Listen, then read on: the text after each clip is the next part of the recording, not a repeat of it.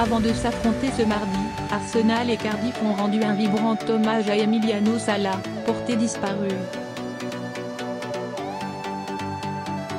Une minute de silence a été respectée tandis que des jonquilles étaient portés par les acteurs du match. Une minute d'applaudissements pour Emiliano Sala a été respectée à l'Emirates Stadium, comme dans tous les stades de la Première Ligue, alors que Cardiff s'apprêtait à affronter Arsenal mardi soir, pour son premier match depuis la disparition de l'attaquant argentin. Les supporters de Cardiff, ainsi que les membres du club, arboraient la jonquille jaune, symbole gallois, en l'honneur de l'Argentin disparu. Les capitaines des deux équipes ont aussi déposé des bouquets de jonquilles sur le rond central avant la rencontre. Dans le virage de l'enceinte réservé aux supporters gallois, un drapeau argentin avec le nom de Salah a été accroché. Certains supporters ont montré des maillots de l'Argentine, l'un d'entre eux a brandi une écharpe du FC Nantes, l'ancien club du joueur disparu. Une longue banderole a aussi été déployée. On pouvait y lire « On ne t'a jamais vu jouer et jamais vu marquer. Emiliano notre beau Bluebird et nous t'aimerons pour toujours ».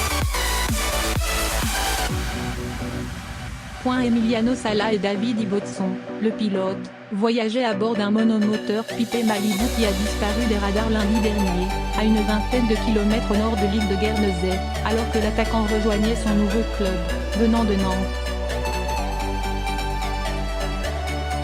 Des recherches sous-marines privées, financées par des dons, vont être entreprises le week-end prochain pour tenter de retrouver l'avion disparu.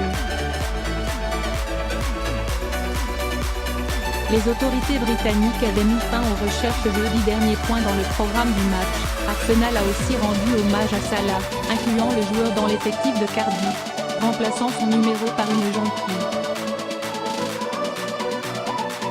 En ouverture de la publication, Unai Emery a aussi rendu hommage à l'Argentin et offert sa sympathie à son homologue Neil Warnock. L'entraîneur des Bluebirds avait révélé lundi avoir pensé à démissionner après la disparition de l'Argentin, évoquant une semaine traumatisante pour lui et ses joueurs.